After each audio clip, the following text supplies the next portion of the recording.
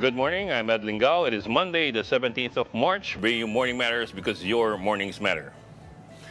The camp of former President Rodrigo Duterte is now preparing for the confirmation of charges, which is set to take place on September 23.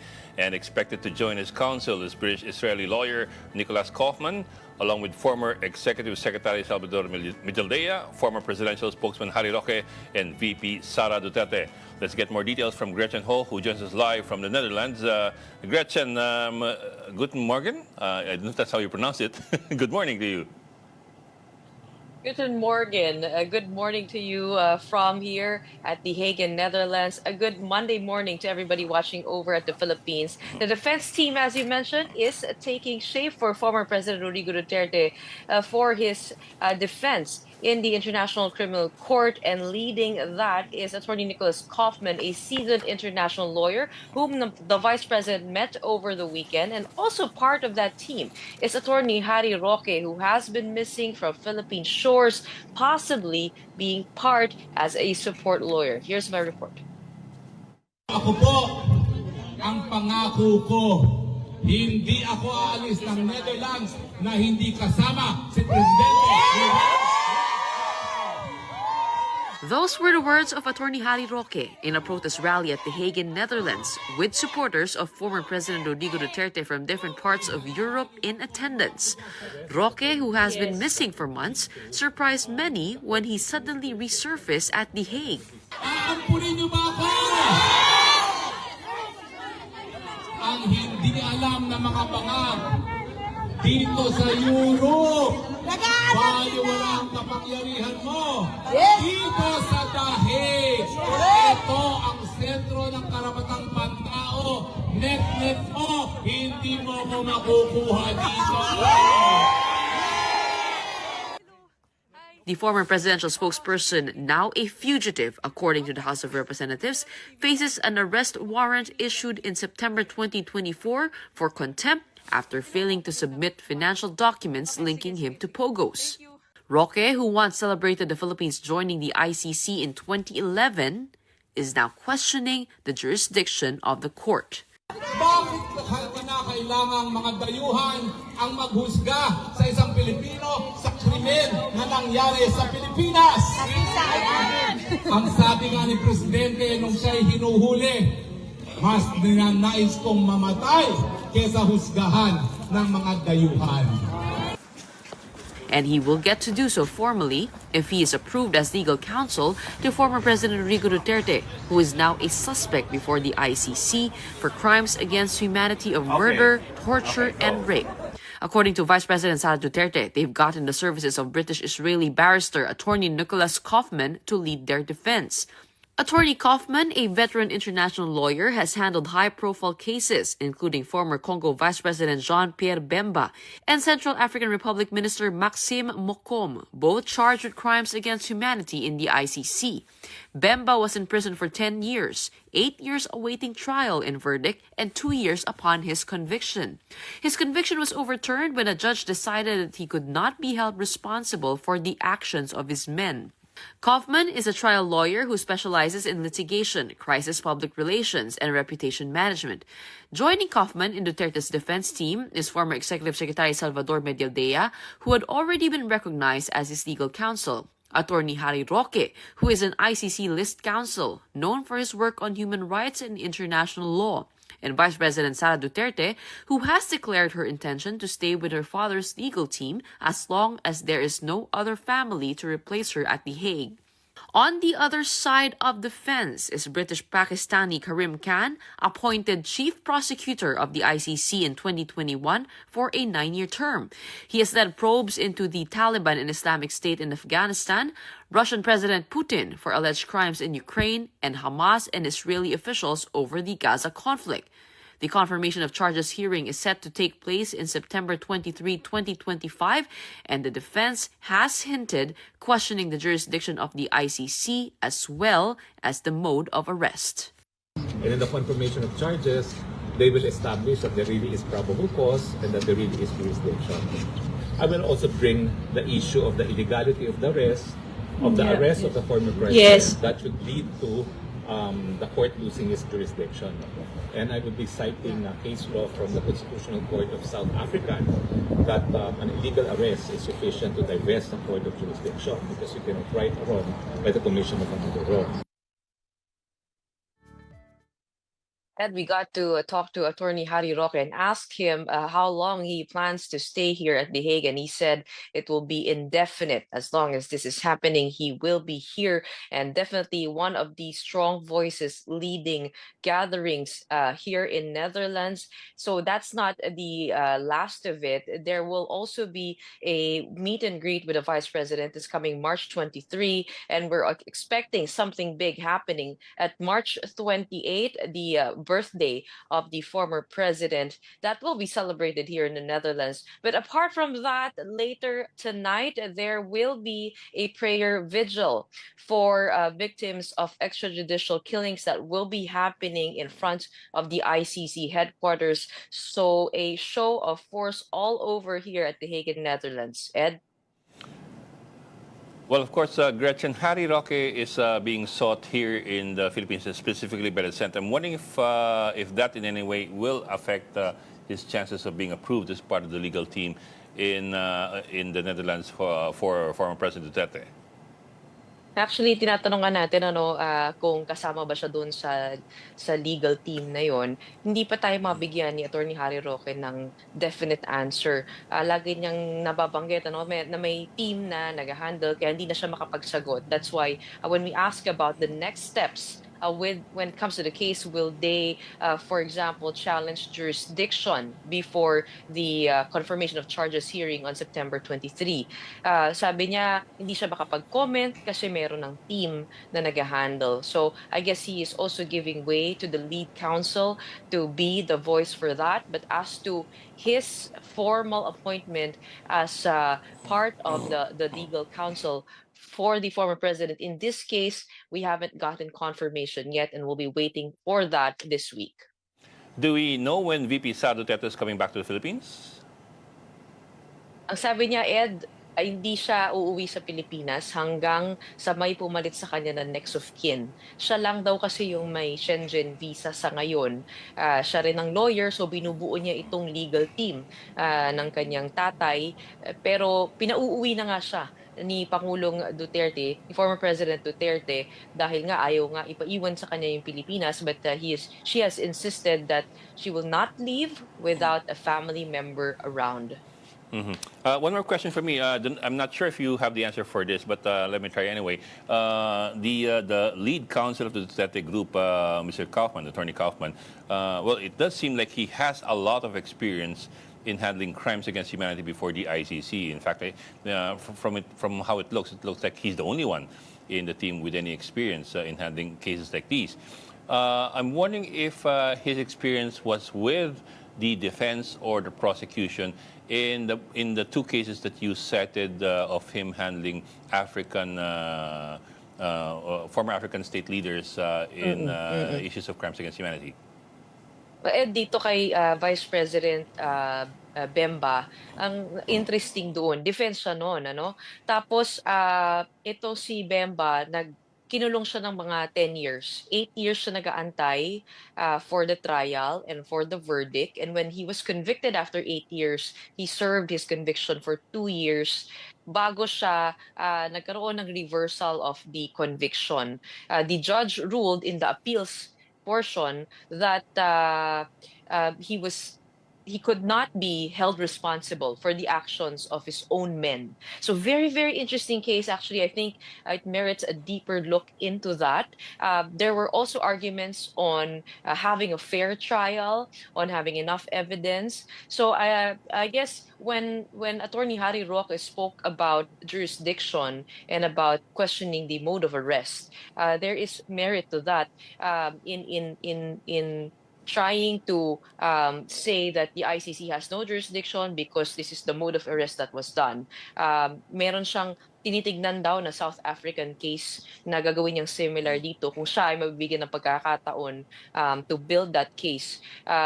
Pero yung kay Bemba, yun nga, no, parang alam ko hindi siya yung masisisi doon. And in the in his country, parang they found that he had limited power to investigate and to hold those guilty accountable. So may ganun eh. That could be relatable to the case of President Duterte. You mean Attorney Kaufman was able to secure a reversal of the conviction of Bemba? That's right. I was taking a look at what year he was part of the defense. Parang nung una consultant lang siya, and then from 2013 onwards, he was already part of the council. So meron din parang issues dun eh. So kailangan tignan. Pero ang nakita ko doon sa latter part ay siya na yung defense counsel ni Vice President Bemba. Although it's also interesting to point out that we're talking about somebody who was a vice president, is that correct, of the country, not necessarily the chief executive? Yes, Vice President of the Central African Republic, as I recall. Okay. Maraming salamat. Reporting live from the Netherlands, from Den Haag, Gretchen Ho. The PNP says it is ready to aid the Interpol in apprehending any people involved in the drug war should warrants be issued. PNP spokesman Police Brigadier General Jean Fajardo says they now have a template for apprehending other potential suspects. This comes following the arrest of former President Duterte. However, Fajardo says they have yet to receive any information about a subsequent warrant from Interpol or the International Criminal Court. Retired ICC Judge Raul Pangalangan rejects assertions from former President Rodrigo Duterte's camp that his arrest was illegal. Pangalangan emphasizes that under international criminal law, Duterte's arrest is legally justified. He also notes that the ICC does not permit trial in absentia requiring Duterte's attendance in court. Furthermore, the retired ICC judge asserts that bringing an accused individual before the ICC, even through arrest, is a lawful and necessary step to uphold justice. Davao City Mayor Baste Duterte criticizes President Bongbong Marcos after his father was sent to The Hague. In his speech during the 88th Araw ng Davao, Baste said that they will fight back following the alleged illegal arrest of former President Duterte. The mayor says Marcos, and we quote, will never be loved and that he is nothing. Baste also, Baste also criticized the entire Marcos family, equating the president's family name with martial law and oppression. Mr. President Marcos, you will never be loved.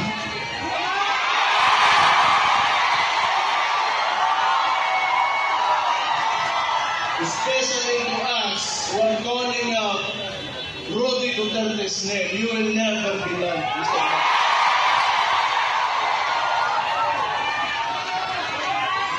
We will stand up and we will fight back.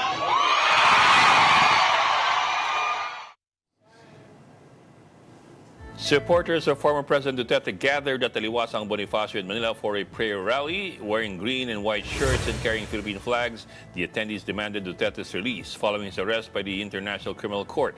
In his speech, Senator Bato de la Rosa criticized President Bongbong Marcos for allowing Duterte to be sent to The Hague. De la Rosa also accused the administration of prioritizing foreign interests over Filipinos and claimed that the move was politically motivated to block VP Sara Duterte's 2028 presidential bid. The former president made his first appearance at the ICC on March 14 through video link.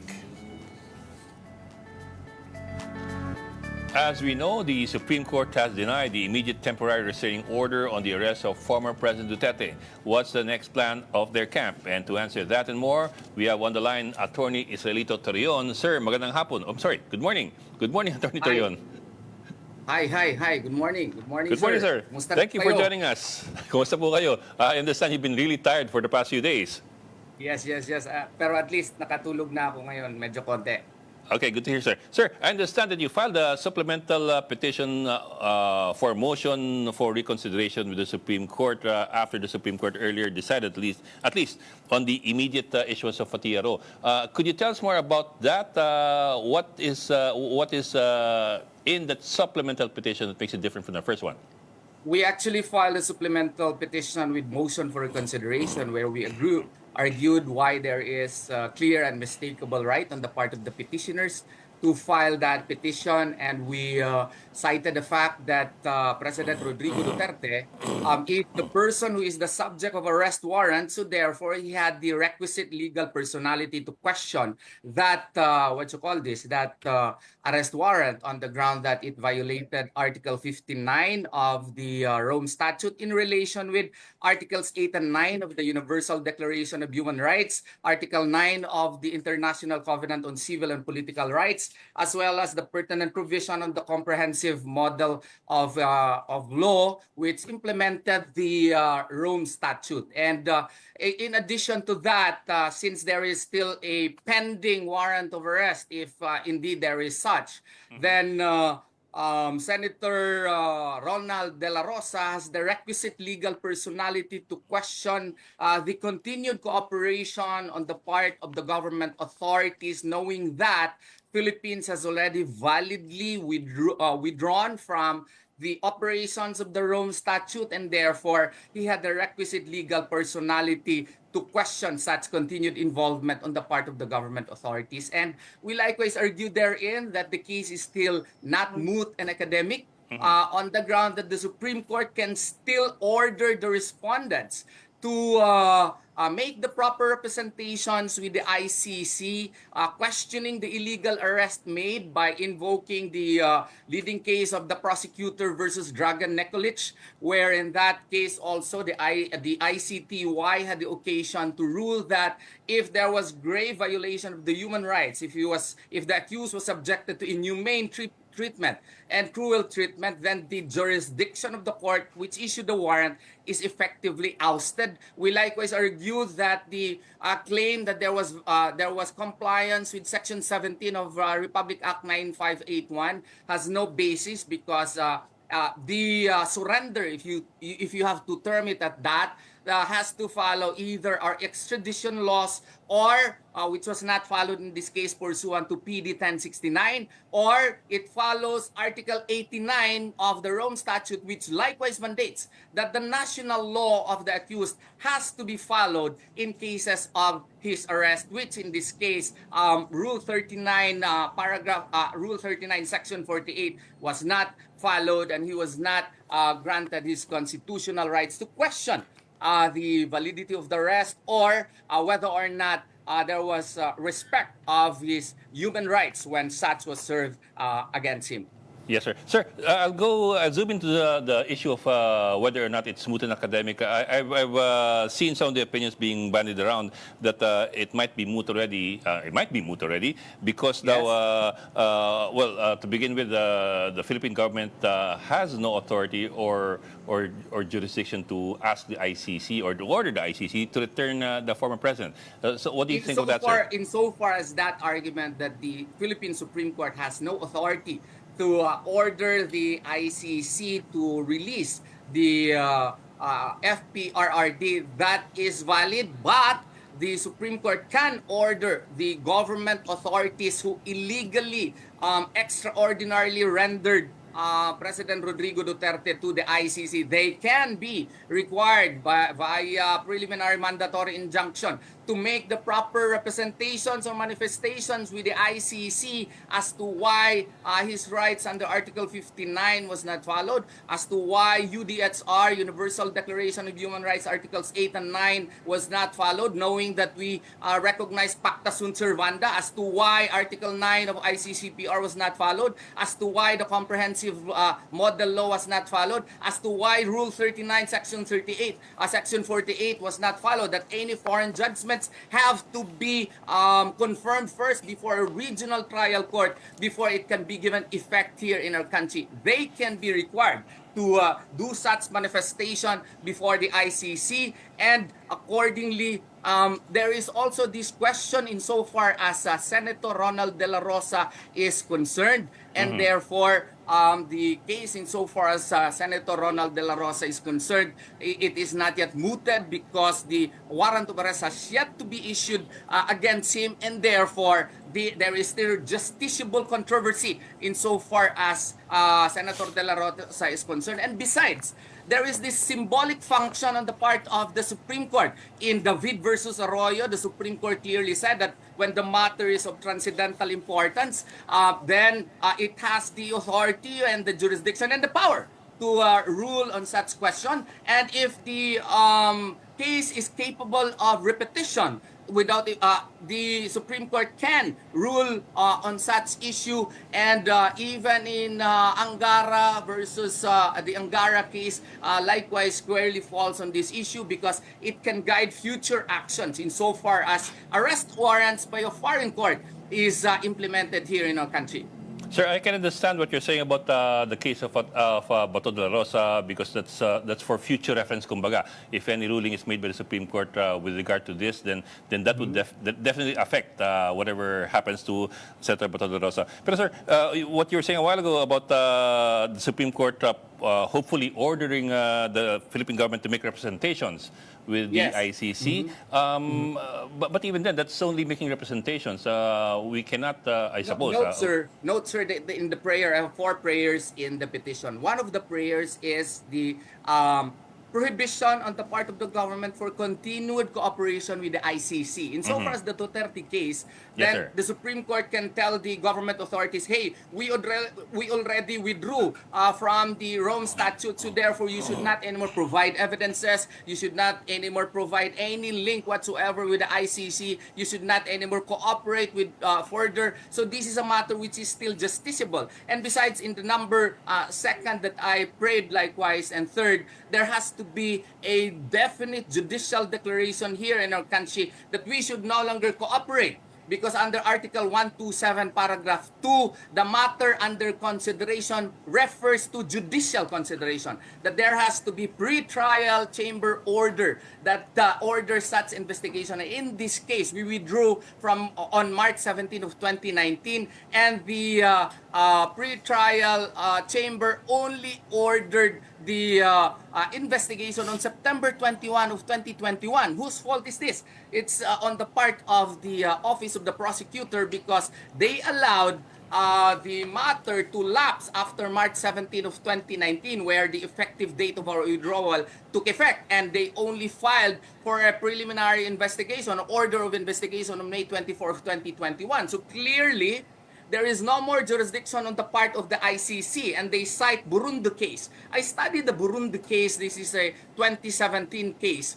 And the Burundi case was only allowed by the Supreme Court simply because of the fact that the pre-trial chamber ordered an order of investigation 3 days before the expiration of the 1-year period upon which Burundi is no longer part of the Rome Statute. So therefore, we have clear grounds that the Philippines is no longer under the jurisdiction of the ICC, and therefore it is still a justiciable controversy whether or not the Philippines should continue to cooperate with ICC processes, proceedings, and whatever actions that it may take concerning the Philippine situation, sir.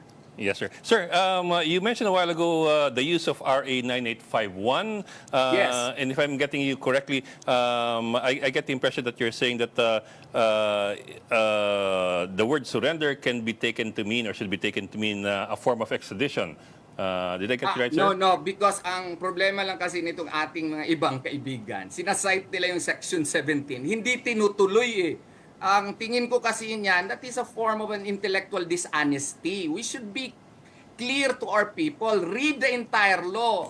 The, the surrender, if they like to term it as surrender, nandun eh, it should be pursuant to existing extradition and treaty. So any and all surrender to the jurisdiction of the ICC should be pursuant to existing extradition and treaty. So what is our extradition law? PD 1069. What does PD 1069 provide? It provides that the extradition request should be directed to the DFA. The DFA should refer the matter to the DOJ. The DOJ shall file an appropriate petition before the RTC. Now they will say, well, extradition will not apply simply because of the fact that ICC is not a state. Correct. It is not a state. So therefore, you follow Article 89 of the Rome Statute. What does the Article 89 of the Rome Statute provide? It provides that such surrender shall follow the national law of the accused.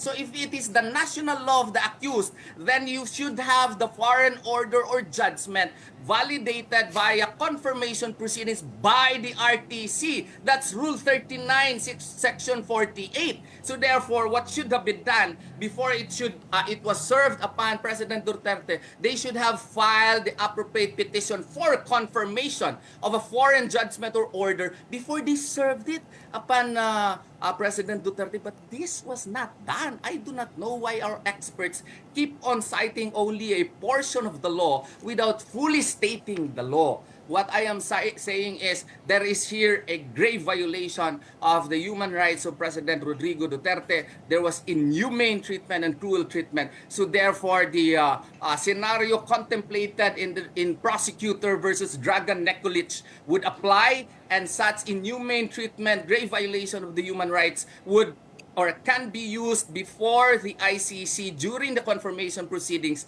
to move to oust the jurisdiction of the ICC. Pero sir, what if it is not na extradition because we're not talking about another state here, and what if secondarily, what if Article 59 of the Rome Statute no longer applies to us because we are not anymore part of That's the baloney ICC? again. That's baloney. Why? Because if you read Article 59, Paragraph 2, it speaks of the obligation of a custodial state. And what is the definition of a custodial state? In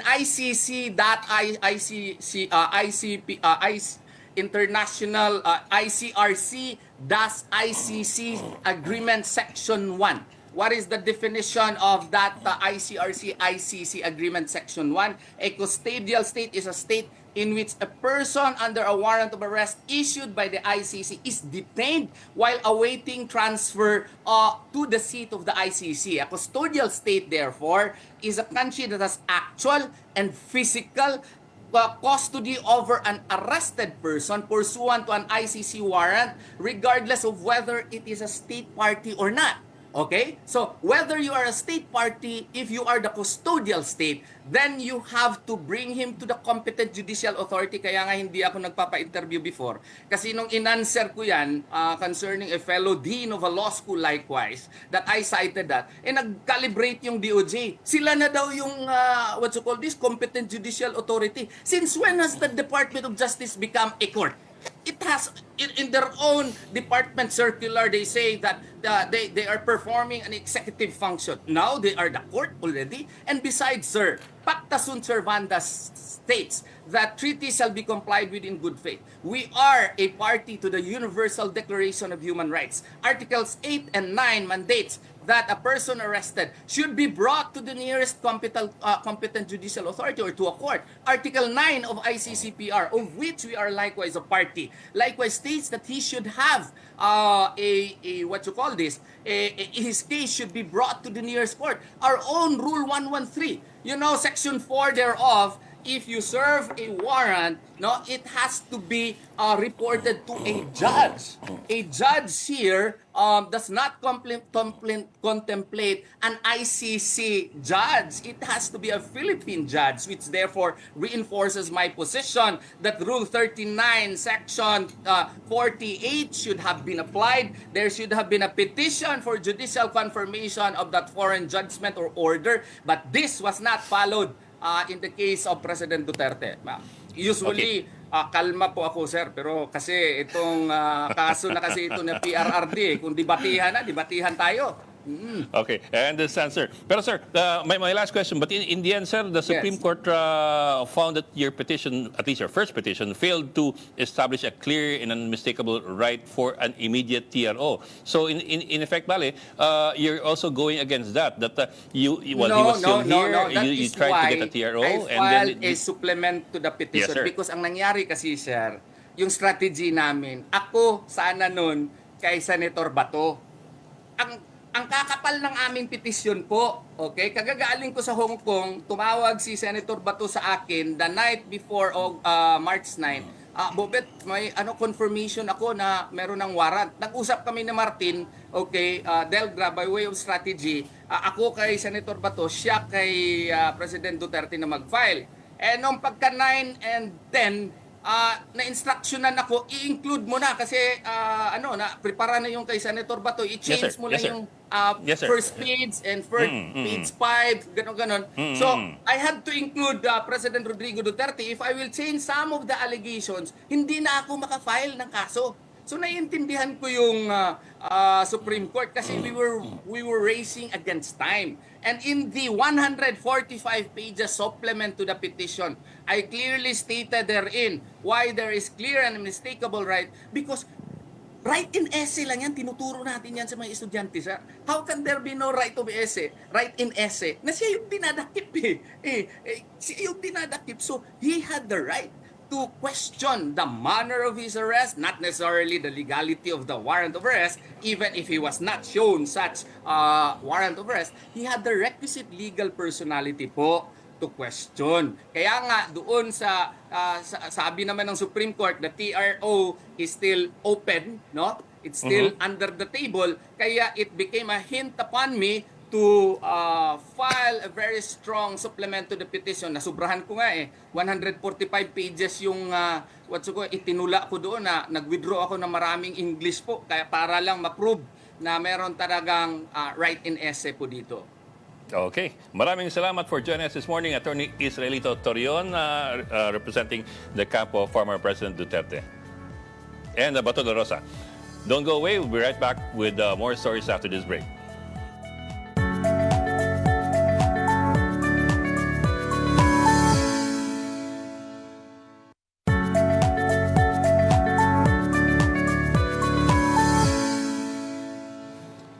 Good morning, I'm Ed Lingao. This is Morning Matters.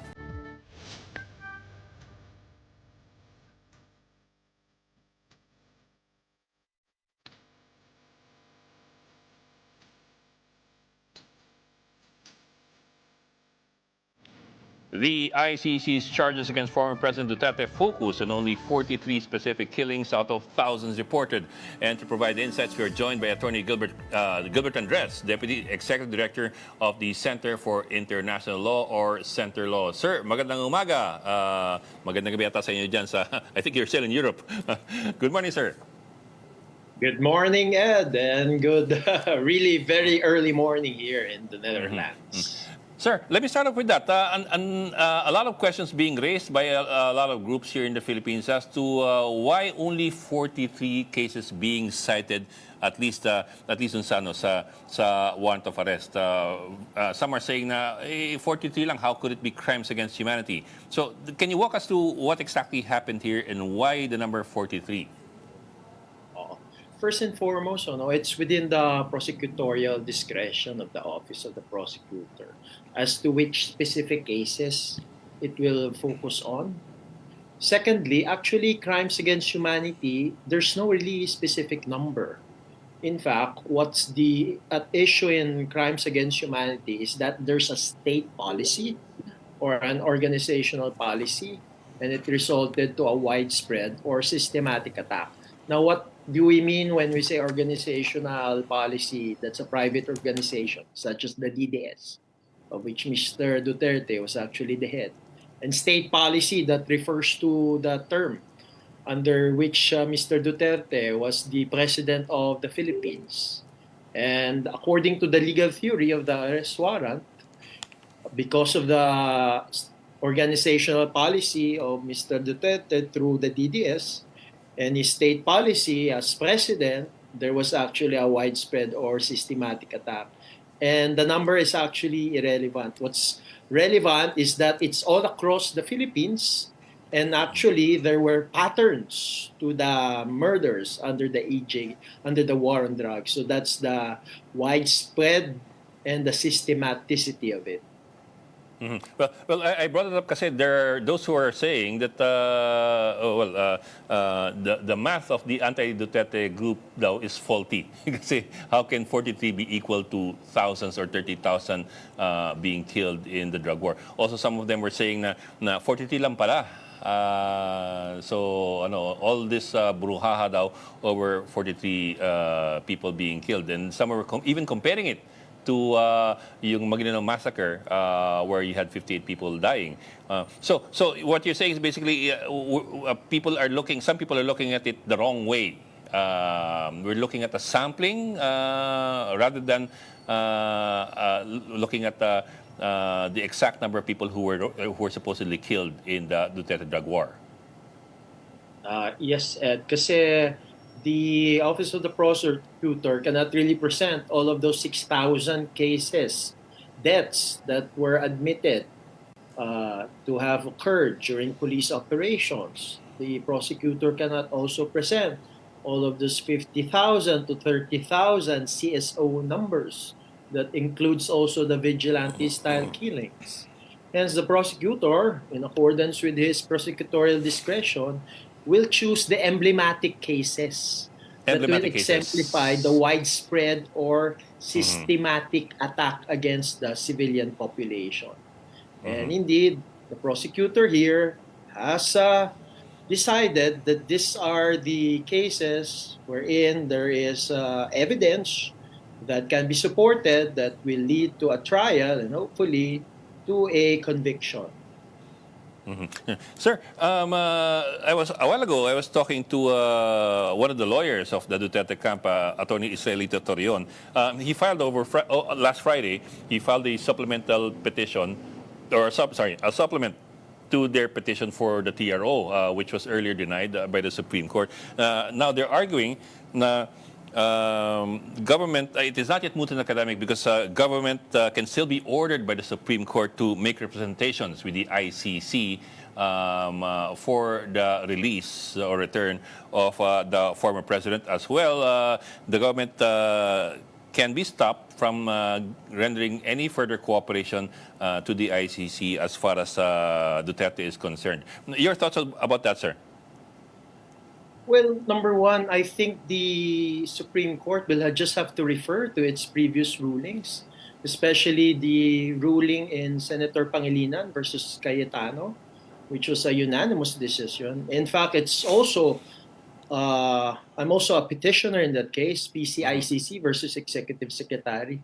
And the portion there is that the Supreme Court will actually not issue a mandamus or any extraordinary writ if it will cause embarrassment to the president as the chief architect of foreign policy.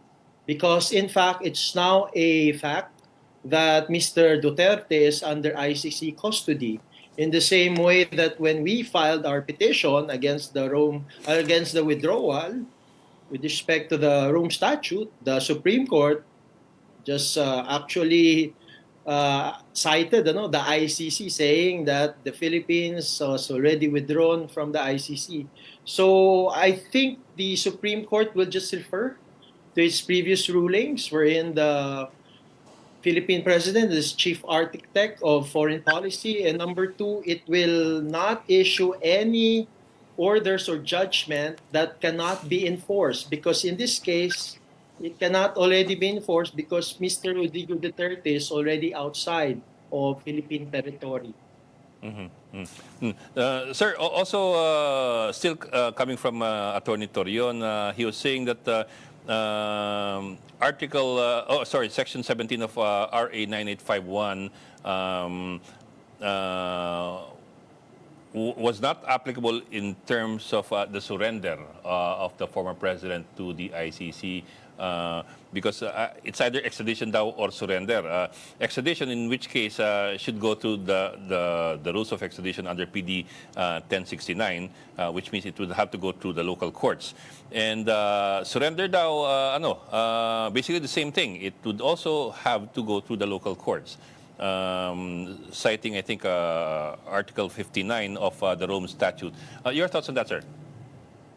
Okay. First and foremost, actually, if you look at Section 17, it's may surrender, or extradite. Okay, yes, I will just read the relevant portion, just to be very clear. Instead, the authorities may surrender or extradite suspected or accused persons in the Philippines to the appropriate international court, if any, or to another state pursuant to the applicable extradition laws and treaties. Now, if we look at the word surrender, my legal position is that it actually refers to a suspect or accused with respect to the appropriate international court. Because remember, it's the ICC is not a state, so there's no extradition treaty between the Philippines and the ICC or with any other state for that matter, because it's actually an international court. Extradition process will only apply if the arrest warrant is issued by another sovereign state, because its arrest warrant, it's only operative within its territory and not in another territory of another sovereign state. Secondly, if you look at Article 59 of the Rome Statute, it actually uses the word surrender because that was actually very intentional. And if we look at travaux préparatoires of the Rome Statute, the delegates actually use surrender because they see this as not under the extradition regime of state to state, okay? State to state transfer of a person who's being the subject of an arrest warrant. In fact, if you look at Article 102 of the Rome Statute, it says there, surrender means the delivering up of a person by a state to the court pursuant to the statute. And in fact, there's another definition there of extradite. Extradition means the delivering up of a person by one state to another as provided by treaty, convention, or national legislation. Therefore, if we look at Article 59, surrender is very intentional. It only means it does not actually put that person under the extradition regime. Thirdly, Ed, I just want to emphasize, if we are invoking that before the Philippine Supreme Court, which is a domestic court, we will actually invoke domestic law, correct? Mm-hmm. And actually, the operative fact is that we are not anymore a state party to the Rome Statute. Hence, in fact, Article 59 is not anymore applicable in our domestic sphere. And since it's not anymore applicable, we go back to Section 17 of RA 9851. So that's the applicable legal regime. And since it refers to the Philippine authorities, who is the chief architect of foreign policy who can surrender a person who's being investigated or prosecuted before an international tribunal? The answer is the President of the Republic of the Philippines. Mm-hmm. Sir, my last question to you. Over the weekend, si Atty. Harry Roque, of course, representing the Duterte camp, he indicated that they will try to submit a manifestation questioning the jurisdiction of the ICC over the Duterte case, even before the September 23 resumption of hearing by the pre-trial chamber. So several questions there. Number one, is it possible for them to file a manifestation and have it acted on even before the September 23 date set by the pre-trial chamber? And number two, what are the chances here that we're looking at? Well, it's essentially a challenge to the jurisdiction, and that will be under Article 19 of the Rome Statute. If that's the case, then the prosecution will also be given a period with which to reply to any jurisdictional challenge. And secondly, the court may, upon motion of the prosecution or the defense, may actually set a hearing for that. But in my opinion, I think the chances for a jurisdictional challenge to be successful is not so good. Why? Because actually the pre-trial chamber will just look at the three issues of jurisdiction. Jurisdiction ratione temporis. Are the crimes here within the temporal jurisdiction, within the time period wherein the Philippines was a state party? And the resounding answer is yes. Because the crimes here are between November 1, 2011 until March 16, 2019. Secondly, the court will also look at whether the crimes occurred within the territory of the Philippines, or that's jurisdiction rationale loci. And yes, they occurred within the Philippines, in Davao and other places of the Philippines. Third is whether or not the crime involved is within the material jurisdiction rationale materiae. Yes, it's within Article 5 of the Rome Statute, which is crimes against humanity. So I think the issue really is the exercise of jurisdiction. But my position is that the appeals chamber also discuss exercise of jurisdiction. So there will be really, I think there's a hard stance to question the jurisdiction of the ICC at this point. Okay, maraming salamat to you for joining us this morning, Attorney Gilbert Andres, Deputy Executive Director of Center Law. Thank you, sir, and ingat po. Thank you. Mabuhay po tayong lahat. Stay tuned. Morning Matters will be back after a short break.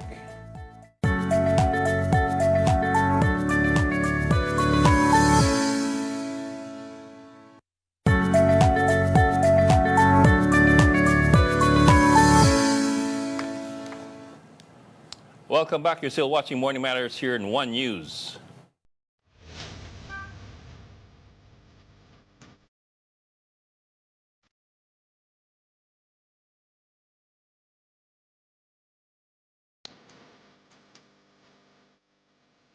The arrest of former President Duterte has fueled a surge of false information on social media.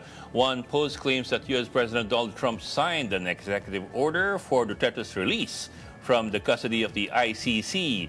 It also includes an alleged statement from Trump expressing sadness over Duterte's arrest and calling him a good friend. Another post alleges that $100 million was paid to the ICC to arrest Duterte. A photo collage has also surfaced online, falsely identifying ICC judges Yulia Motok and Socorro Flores Liera as being with First Lady Liza Arneta Marcos. The people in the image are actually Katrina Ponce-Enrile and Katrina Roman Quintas. Additionally, a video of Police Major General Nicolas Torre III announcing his resignation is circulating out of context. The footage is from 2023 when he stepped down as QCPD director after a road rage controversy involving a former policeman and a cyclist. And then the Health Alliance for Democracy, or HED, has explained the inclusion of slain doctors in a protest rally in Manila. The group head admitted that Drs. Raul Winston Andutan and Dreyfus Perlas were not victims of extrajudicial killings during the drug war.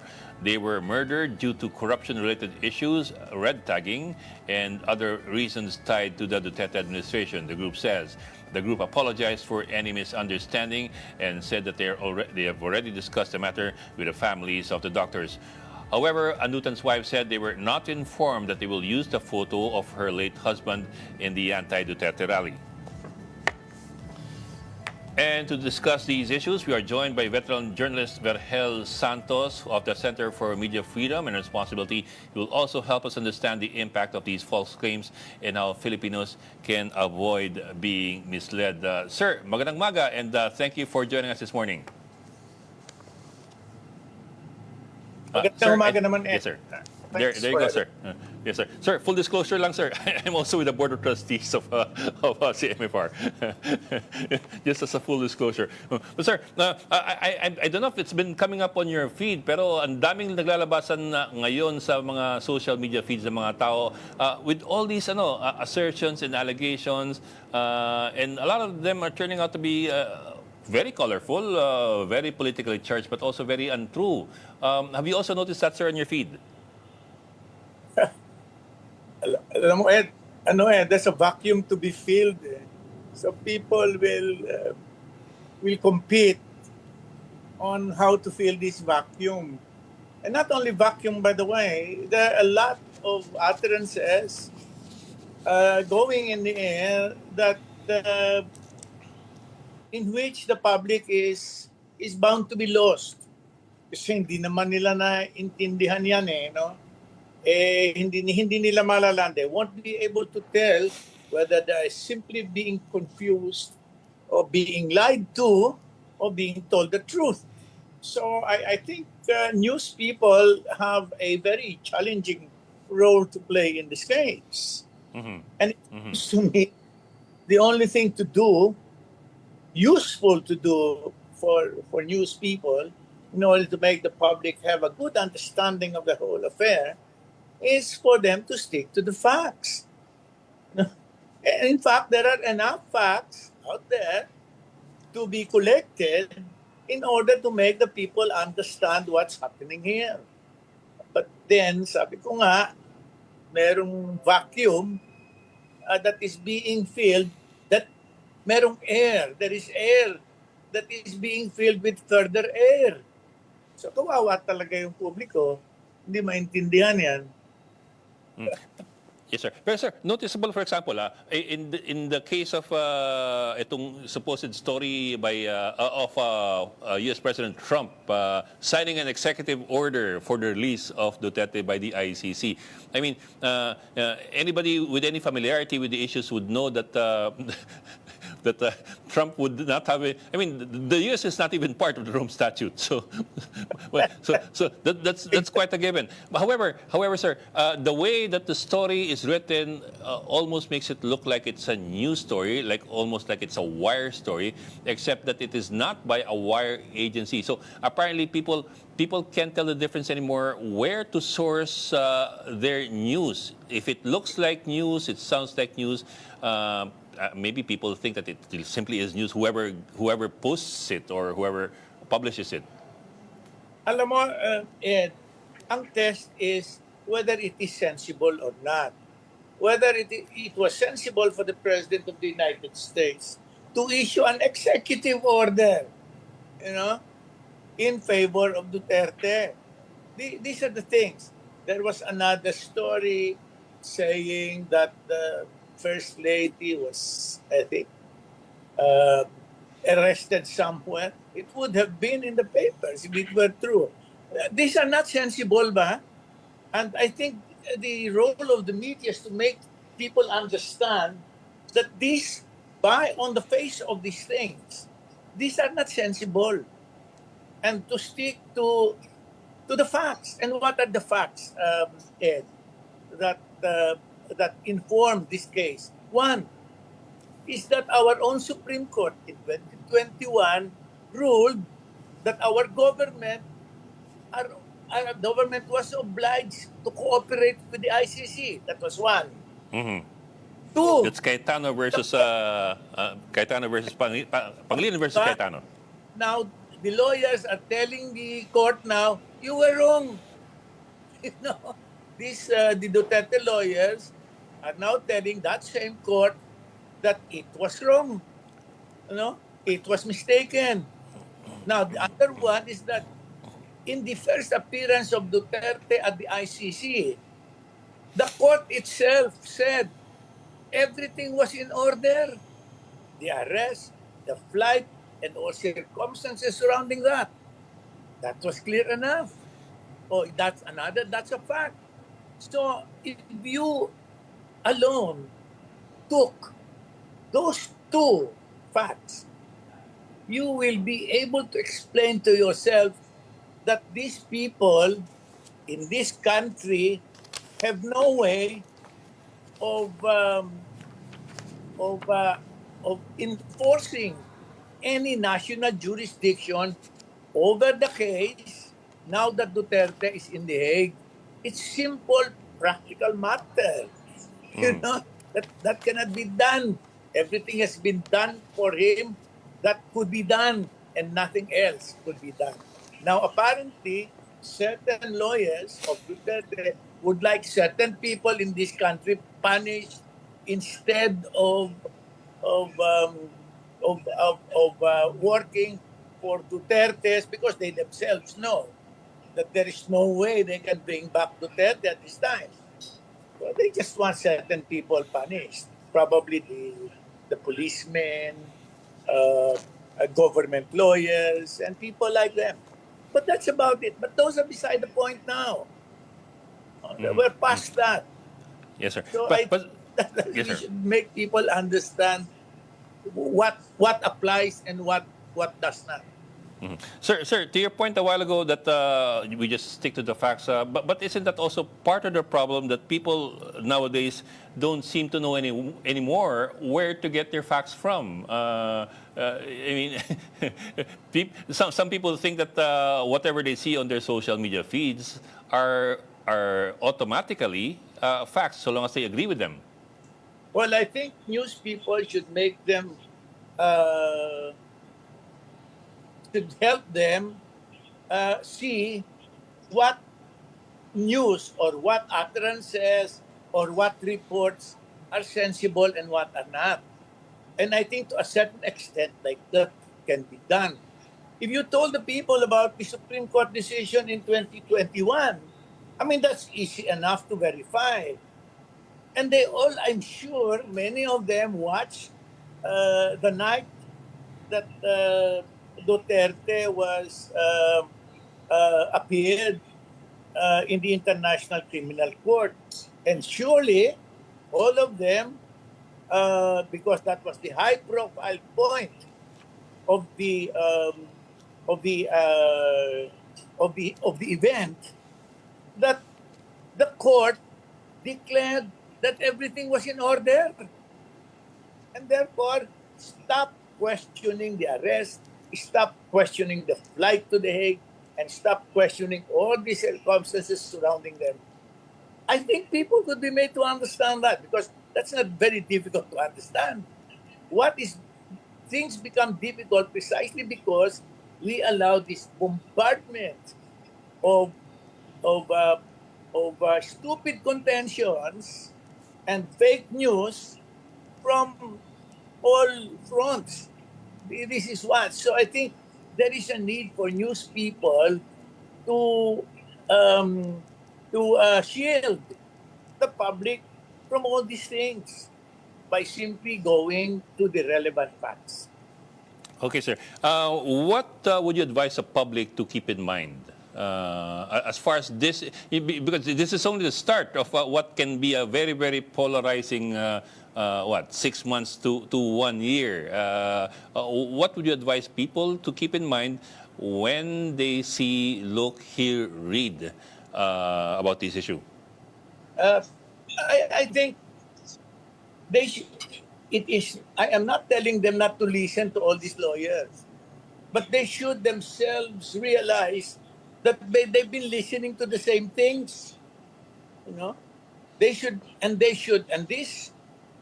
things that the lawyers say should be juxtaposed with facts. And what are the facts? Supreme Court decision. And the latest one was that the Duterte lawyers were denied by the Supreme Court. And I think we should explain that it was predictable, because after all, before that, years before that, the Supreme Court had ruled that our government was obliged to cooperate with the ICC. Of course, the question is that